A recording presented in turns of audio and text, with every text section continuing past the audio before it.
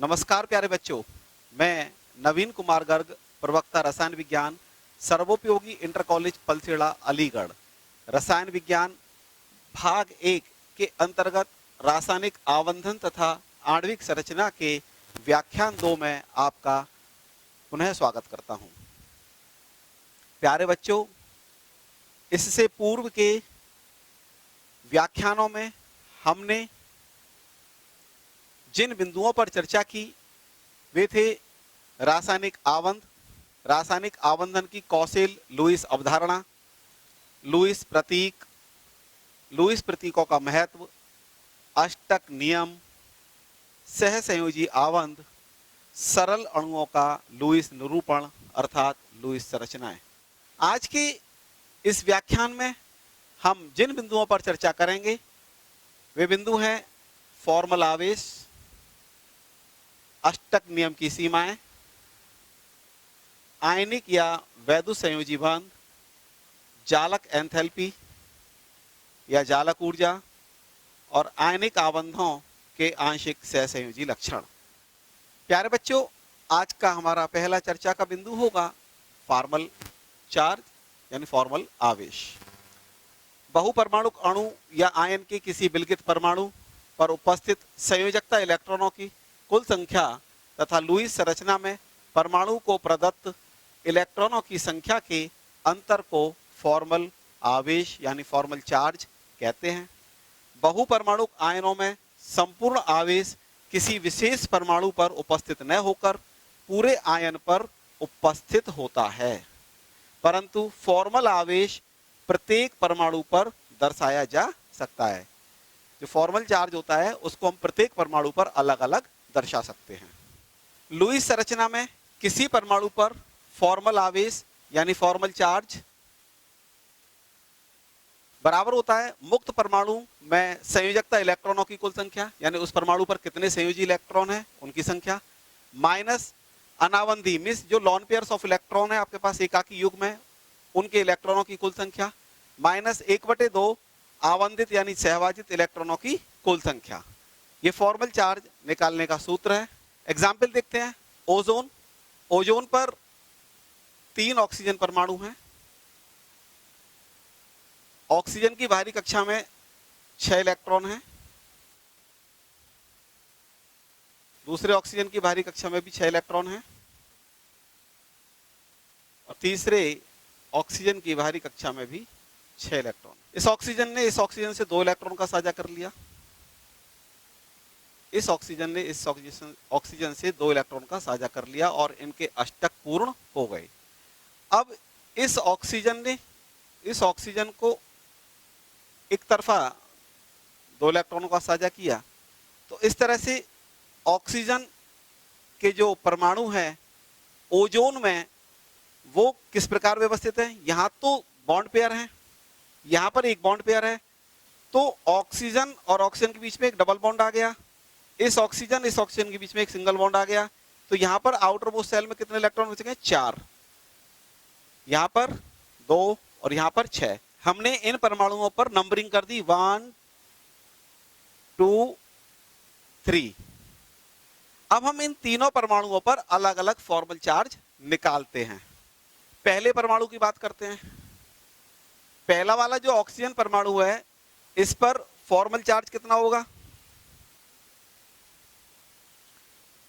मुक्त परमाणु में संयोजकता इलेक्ट्रॉनों की कुल संख्या, इस पर संयोजकता इलेक्ट्रॉन कितने ऑक्सीजन की बाहरी कक्षा में? 6। अभी आपको बताया ऑक्सीजन की बाहरी कक्षा में कुल इलेक्ट्रॉन कितने होते हैं? 6। तो संयोजकता इलेक्ट्रॉन कितने इस पर? 6 माइनस एकाकी इलेक्ट्रॉन की जो कुल संख्या, कितने इलेक्ट्रॉन इस पर? एकाकी इलेक्ट्रॉन जो जिन्होंने साझे में भाग नहीं लिया है वो कितने इस पर? 2। आवंधित इलेक्ट्रॉनों की कुल संख्या, आवंधित इलेक्ट्रॉन कितने इसके? अभी आपको बताया 2 इलेक्ट्रॉन का साझा यहां से हुआ है और 2 का यहां से हुआ है आपके पास, और 2 और 2 4 और 2 6, तो कुल मिला के कितने इलेक्ट्रॉन हो गए? 6। सोल्व करें तो सोल्व करने के बाद कितना आएगा? 6 में से 2 गया 4 और 6 का आधा करें होंगे 3, तो 4 में से 3 गया, कितना बचा? 1। तो इस पर फॉर्मल चार्ज कितना हो गया? 1 इकाई का। अब दूसरे वाले ऑक्सीजन पर देखते हैं। दूसरे वाले ऑक्सीजन पर फॉर्मल आवेश कितना होगा? संयोजी जो इलेक्ट्रॉन है मुक्त परमाणु पर वो तो 6 ही है। अनावंदी यानी एकाकी इलेक्ट्रॉन युग्म के इलेक्ट्रॉन कितने हैं? 2 दूनी 4। जो बंधित इलेक्ट्रॉन है यहां पर कितने हैं? 4 आपके पास। तो इसका 1/2 तो बराबर कितना हो जाएगा? 6 - 4 - 1/2 × 4 तो कितना हो जाएगा सोल्व करके? 0। तो जो सेकंड वाला ऑक्सीजन है उस पर फॉर्मल चार्ज कितना हो गया? 0। 3 नंबर पर कितना होगा? ये तीसरा ऑक्सीजन परमाणु है, इस पर फॉर्मल चार्ज निकालें तो मुक्त परमाणु पर संयोजी इलेक्ट्रॉन कितने हैं? 6। अनावंदी इलेक्ट्रॉन युग्म में जितने इलेक्ट्रॉन है तो 2 4 6 यानी 6 इलेक्ट्रॉन है। और बंधित इलेक्ट्रॉन कितने आपके पास? 2 तो उसका 1/2 कितना हो गया? 1 तो कितना हो जाएगा? -1। तो इस तरह से पहले वाले ऑक्सीजन पर फॉर्मल चार्ज कितना है? 1, दूसरे वाले पर कितना है? 0 और तीसरे वाले पर कितना है? -1। और टोटल पर कितना चार्ज है? तो टोटल अणु पर चार्ज कितना होगा? 0। फॉर्मल आवेश की सहायता से किसी स्पीसीज की कई संभव लुईस संरचनाओं में से न्यूनतम ऊर्जा की संरचना का चयन करना आसान हो जाता है कि किस पर फॉर्मल चार्ज न्यूनतम है। साधारणतः न्यूनतम ऊर्जा वाली संरचना वह होती है जिसके परमाणुओं पर न्यूनतम फॉर्मल चार्ज उपस्थित होता है। फॉर्मल आवेश का सिद्धांत आवंधन की शुद्ध सहसंयोजी प्रकृति पर आधारित है, जिसमें आवंधित परमाणुओं के मध्य इलेक्ट्रॉनों का साझा समान रूप से होता है। कार्बोनेट आयन की लुईस संरचना एग्जाम्पल देखते हैं। कार्बन की बाहरी कक्षा में 4 इलेक्ट्रॉन है। ऑक्सीजन इसकी बाहरी कक्षा में 6 इलेक्ट्रॉन है। एक और ऑक्सीजन इस पर भी बाहरी कक्षा में 6 इलेक्ट्रॉन है। और तीसरा जो ऑक्सीजन होगा इसकी बाहरी कक्षा में भी 6 इलेक्ट्रॉन है। 2 नेगेटिव साइन क्या इंडिकेट कर रहे हैं कि 2 ऑक्सीजन पर एक एक ऋणावेश आ गया। इस कार्बन ने ऑक्सीजन के साथ एक इलेक्ट्रॉन का साझा कर लिया। इसी प्रकार इस ऑक्सीजन के साथ एक का साझा हो गया और इस ऑक्सीजन ने कार्बन के साथ 2 इलेक्ट्रॉन का साझा कर लिया। कार्बन ने साझा बराबर का होता है तो कार्बन ने 2 इलेक्ट्रॉन का साझा, 1 इलेक्ट्रॉन का साझा और इस प्रकार 1 इलेक्ट्रॉन का साझा। तो इस प्रकार इस कार्बन से एक डबल बॉन्ड के द्वारा O जुड़ गया, 2 ऑक्सीजन सिंगल बॉन्ड के द्वारा जुड़ गए। तो इस प्रकार क्या प्राप्त हो जाएगा? हमें एक कार्बोनेट का स्ट्रक्चर प्राप्त हो जाएगा जिसमें पहला वाला जो ऑक्सीजन होगा जो डबल बॉन्ड से जुड़ा हुआ है, ये दूसरा ऑक्सीजन होगा, ये दूसरा ऑक्सीजन है, ये पहला और ये तीसरा। तो इस तरह से हम इसका एक लुईस बिंदु स्ट्रक्चर बना सकते हैं। अब हम इस पर फॉर्मल चार्ज ज्ञात करते हैं। केंद्रीय कार्बन पर जो ये वाला कार्बन है इस पर फॉर्मल चार्ज कितना होगा?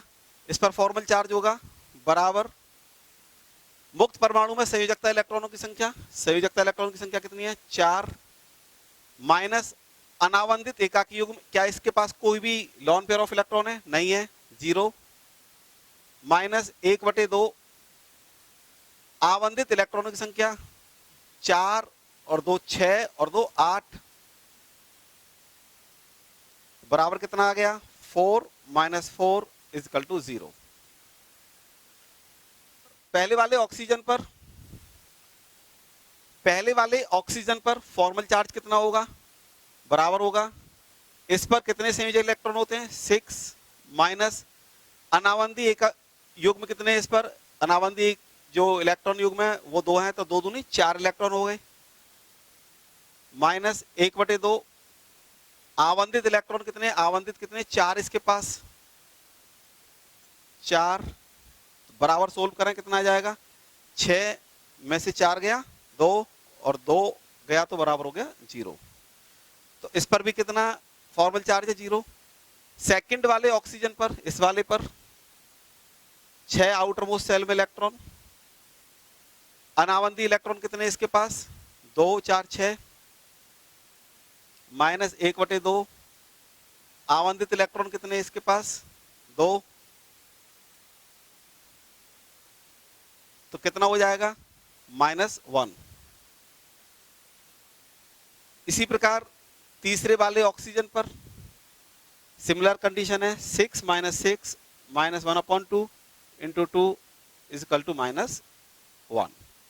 तो इस तरह से प्रत्येक परमाणु पर फॉर्मल चार्ज की गणना की जा सकती है।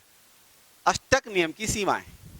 अष्टक नियम उत्कृष्ट गैसों की रासायनिक अक्रियता पर आधारित है, परंतु कुछ उत्कृष्ट गैसें जैसे जीनॉन, क्रिप्टॉन, ऑक्सीजन तथा फ्लोरीन से संयोजित होकर कई यौगिक बनाती हैं। किस प्रकार के यौगिक बनाती हैं? जैसे xenon difluoride XeF2, krypton difluoride KrF2, xenon oxydifluoride XeOF2। इस प्रकार के अन्य यौगिकों का भी निर्माण ये गैसें करती हैं। अष्टक सिद्धांत अणु की आकृति को स्पष्ट नहीं करता है।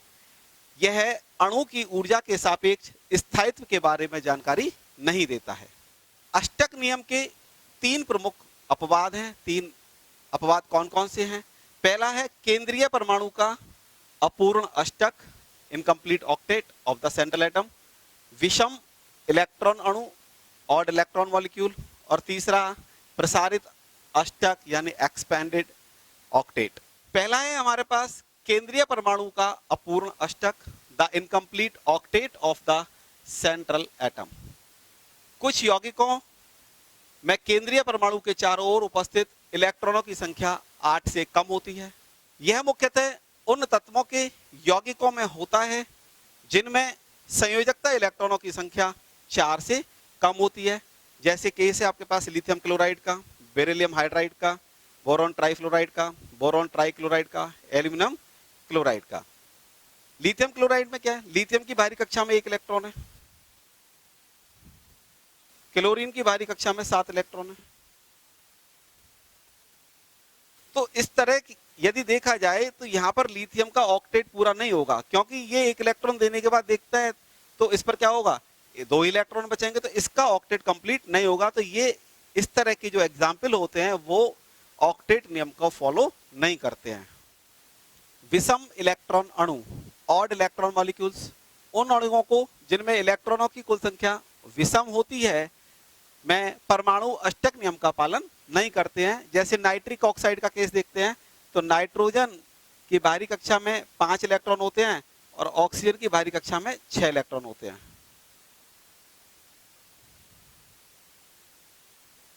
इस प्रकार देखा जाए तो ऑक्सीजन 2 इलेक्ट्रॉन का साझा करके अपना अष्टक तो पूर्ण कर सकता है, परंतु नाइट्रोजन का अष्टक पूर्ण नहीं होता है। तो इस केस में क्या होता है? इस पर 2 जो बॉन्ड बनते हैं वो तो सामान्य सहसंयोजी बंध बन जाते हैं, लेकिन एक जो बंध बनता है वो कैसा बनता है? वो विषम इलेक्ट्रॉन वाला बनता है। इसी प्रकार नाइट्रोजन डाइऑक्साइड की बात करते हैं तो नाइट्रोजन डाइऑक्साइड में नाइट्रोजन ऑक्सीजन के साथ एक सामान्य द्विबंध बनाता है, एक सिंगल बॉन्ड बनाता है, लेकिन एक जो बॉन्ड बनता है वो कैसा बनता है? वो बनता है विषम इलेक्ट्रॉन वाला। तो इस प्रकार जिन अणुओं में कुल इलेक्ट्रॉनों की संख्या विषम होती है वे अष्टक नियम का पालन नहीं करते हैं। प्रसारित अष्टक, द एक्सपेंडेड ऑक्टेट, आवर्त सारणी के तीसरे आवर्त और इसके आगे के आवर्तों के तत्वों में आवंधन के लिए 3s और 3p कक्षकों के अतिरिक्त 3d कक्षक भी उपलब्ध होते हैं। अब s में तो 1 कक्षक है, p में 3 है आपके पास और d में 5 है।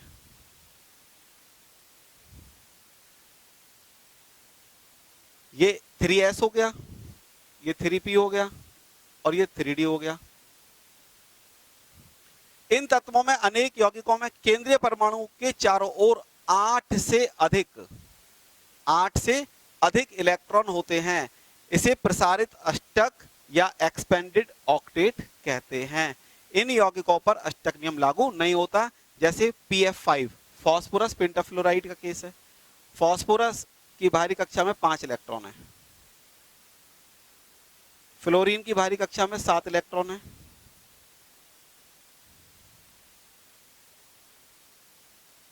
5 फ्लोरीन लगे हुए हैं, प्रत्येक की कक्षा में 7 इलेक्ट्रॉन है।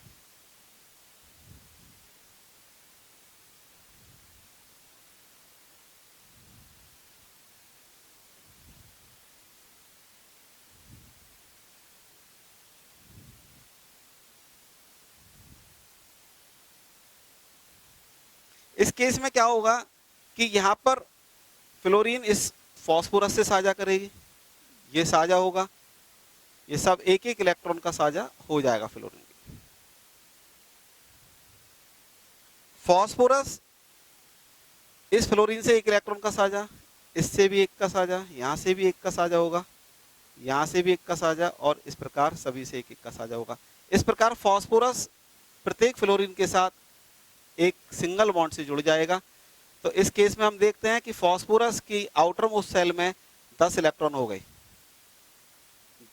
तो इस प्रकार यहां पर ऑक्टेट रूल लागू नहीं होता है। इसी प्रकार का एग्जांपल SF6 है। सल्फर 6 फ्लोरीन के साथ सिंगल बॉन्ड से अटैच हो जाएगा और हर बॉन्ड पर एक इलेक्ट्रॉन युग्म है जो साझे में प्रयुक्त है। इस प्रकार सल्फर पर टोटल इलेक्ट्रॉन कितने हो जाएंगे? 12। इसी प्रकार H2SO4 का केस है। सल्फर ऑक्सीजन के साथ डबल बॉन्ड से जुड़ा है, ऑक्सीजन के साथ सिंगल बॉन्ड और हाइड्रोजन के साथ सिंगल बॉन्ड से जुड़ा हुआ है। तो इस प्रकार सल्फर पर 6 बॉन्ड बन गए। तो इस प्रकार सल्फर की जो संयोजी कोष में कुल इलेक्ट्रॉन कितने हो जाएंगे? 12 हो जाएंगे। तो ऐसे केसेस में जहां पर संयोजी इलेक्ट्रॉनों की संख्या ऑक्टेट नियम को फॉलो नहीं करती है, ऑक्टेट रूल से ज्यादा इलेक्ट्रॉन इसमें है, मतलब 8 इलेक्ट्रॉन से ज्यादा इलेक्ट्रॉन होते हैं, ये सब एक्सपेंडेड या प्रसारित अष्टक के अंतर्गत आते हैं। आयनिक या वैद्युत संयोजी बंध, आयनिक और इलेक्ट्रोवैलेंट बॉन्ड। परमाणुओं के मध्य इलेक्ट्रॉनों के स्थानांतरण के द्वारा बना हुआ बंध क्या कहलाता है? वैद्युत संयोजी बंध या आयनिक बंध कहलाता है। वास्तव में क्या होता है कि जब परमाणुओं के मध्य जब परस्पर स्थानांतरण होता है तो एक धनायन बन जाता है, एक ऋणायन बन जाता है। धनायन और ऋणायन के बीच में क्या होता है? एक फोर्स ऑफ अट्रैक्शन क्रिएट होता है। फोर्स ऑफ अट्रैक्शन जो होता है, यही क्या होता है? ये वैद्युत संयोजी बंध के रूप में होता है। और आयन पर उपस्थित आवेश की जो इकाइयों की संख्या है उसको वैद्युत संयोजकता कहते हैं। जिस आयन पर यदि मान के चलिए एक आवेश उपस्थित है तो हम कहेंगे उसकी वैद्युत संयोजकता 1 है। जिस पर 2 आयन उपस्थित है हम कहेंगे उसकी वैद्युत संयोजकता 2 है।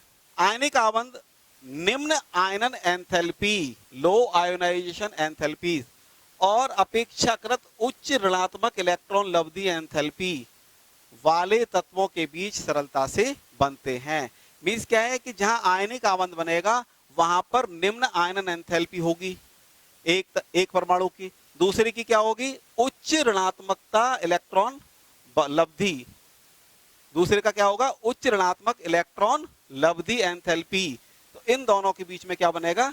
आसानी से आयनिक बंध बन जाता है। जैसे सोडियम और क्लोरीन से NaCl का बनना। सोडियम का इलेक्ट्रॉनिक कॉन्फ़िगरेशन होता है 281 और क्लोरीन का कितना होता है? 287। सोडियम की आउटर मोस्ट शेल में 1 इलेक्ट्रॉन है और क्लोरीन की आउटर मोस्ट शेल में 7 इलेक्ट्रॉन है।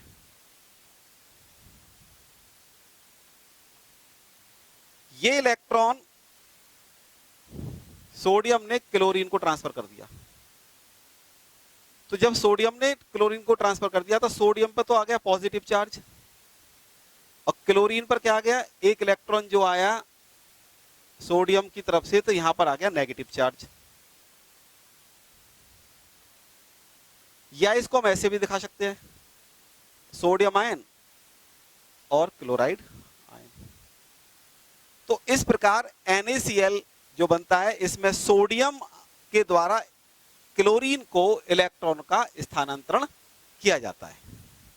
सोडियम धनायन और क्लोराइड ऋणायन बनता है और इन दोनों ही आयनों के ऑक्टेट कंप्लीट होते हैं। अब सोडियम आयन पर इलेक्ट्रॉन कितने हुए?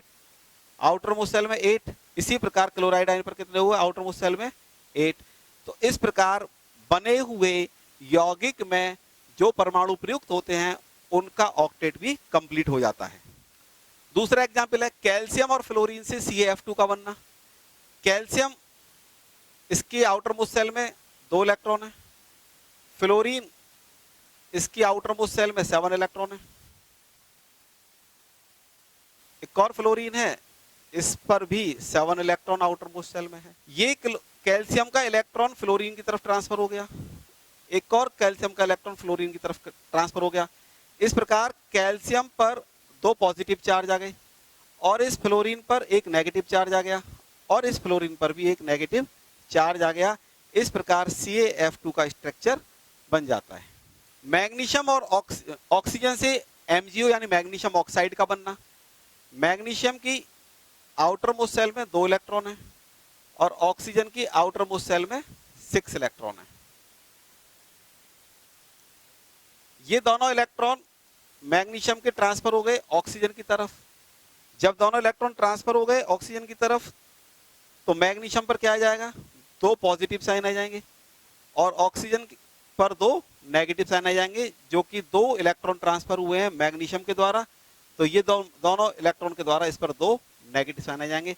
तो हम इसको कैसे लिख सकते हैं, इसको हम ऐसे भी लिख सकते हैं Mg+2 और O-2। तो इस प्रकार मैग्नीशियम और ऑक्सीजन से MgO का निर्माण होता है। जालक एंथैल्पी अथवा जालक ऊर्जा, लेटिस एंथैल्पी, किसी आयनिक ठोस के एक मोल यौगिक को उसकी गैसीय अवस्था में संघटक आयनों कॉन्स्टिट्यूएंट आयंस में पृथक करने के लिए आवश्यक ऊर्जा को यौगिक की जालक एंथैल्पी कहते हैं। जितनी यौगिक की जालक एंथैल्पी ज्यादा होगी वे यौगिक उतना ही ज्यादा कठोर हो जाता है। जैसे NaCl की जालक एंथैल्पी 788 किलो जूल प्रति मोल है। इसका मीनिंग क्या है, इसका मीनिंग है ये NaCl, इसको हमें वियोजित करना है सोडियम आयन में और क्लोराइड आयन में।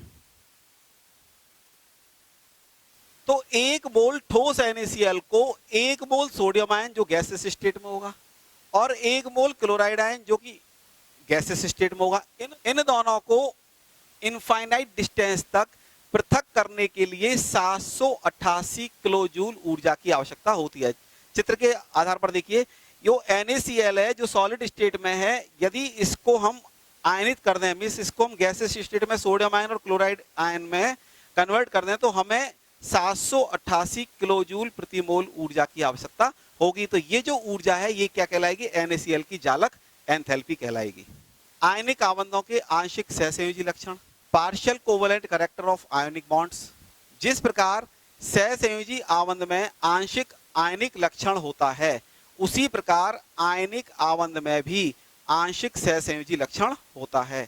आयनिक आबंधों के आंशिक सहसंयोजी लक्षण की विवेचना फजांस ने की थी। धनायन के आकार घटने पर, धनायन के आकार घटने पर और ऋणायन के आकार बढ़ने पर, ऋणायन के आकार बढ़ने पर आयनिक आबंध के सहसंयोजी लक्षण में वृद्धि होती है। चित्र के माध्यम से देखिए, यहां पर सोडियम आयन, मैग्नीशियम आयन और एल्यूमिनियम आयन, ये तीनों आयन घटते क्रम में है। मीन्स क्या है कि जो धनायन है सोडियम आयन, सोडियम आयन, इससे छोटा आकार किसका है, मैग्नीशियम आयन, और इससे भी छोटा आकार किसका है, एल्यूमिनियम आयन। तो जैसे जैसे धनायन का आकार घटेगा तथा ऋणायन का आकार बढ़ेगा, यहां पर देखें फ्लोराइड आयन है, क्लोराइड आयन है और ब्रोमाइड आयन है। ये आयनों का साइज बढ़ते क्रम में है। दोनों स्थितियों में धनायन का आकार घटने पर और ऋणायन का आकार बढ़ने पर आयनिक आबंध के सहसंयोजी लक्षण में वृद्धि होती है। जैसे NaCl, MgCl2 और AlCl3। तो इसमें सबसे छोटा आकार किसका है, एल्यूमिनियम आयन का। तो इस प्रकार सहसंयोजी लक्षण बढ़ते क्रम में, ये सहसंयोजी लक्षण बढ़ते क्रम में।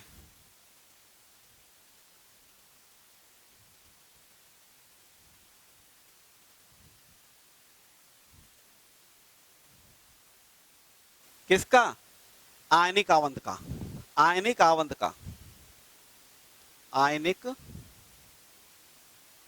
आबंध का।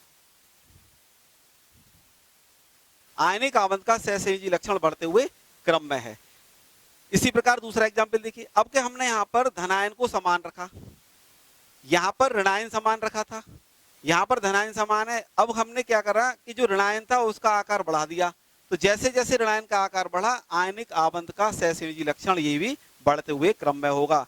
अर्थात धनायन का आकार घटने पर और ऋणायन का आकार बढ़ने पर आयनिक यौगिकों का सहसंयोजी लक्षण बढ़ जाता है।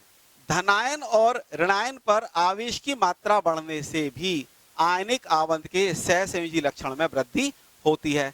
जैसे यहाँ पर देखिए दोनों केसेस में ये NaCl पर एक धनावेश और एक ऋणावेश, ऐसे MgO पर यहाँ पर दो आवेश हैं धनावेश और दो ऋणावेश।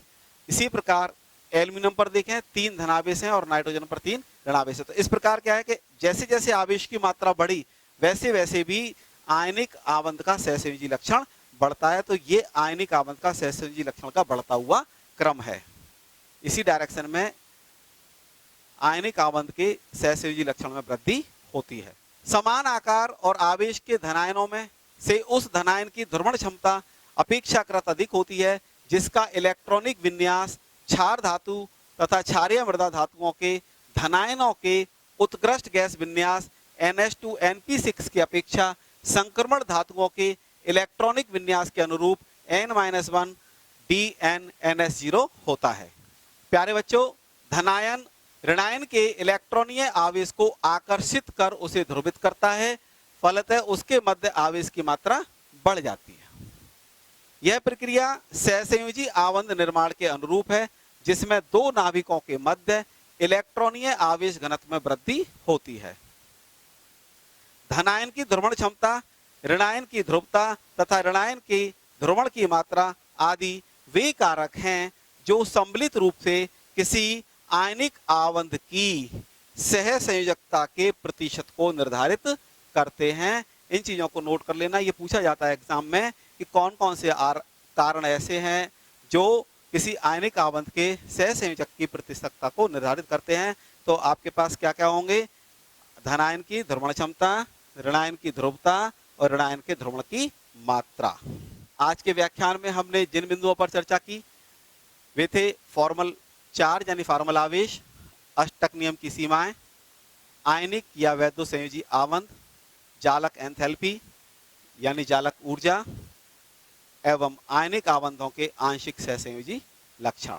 आज के व्याख्यान से संबंधित 3 प्रश्न गृह कार्य के रूप में आपको दिए जाते हैं। पहला प्रश्न NCERT का 4.5 होगा, अष्टक नियम के महत्व और सीमाओं को लिखिए। दूसरा प्रश्न NCERT का 4.6 आयनिक आवंत बनाने के लिए अनुकूल कारकों को लिखिए।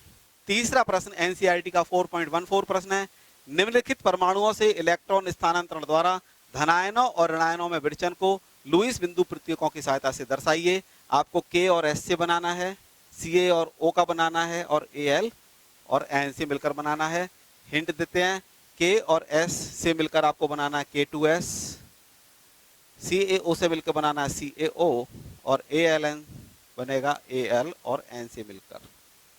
यह आपका गृह कार्य है।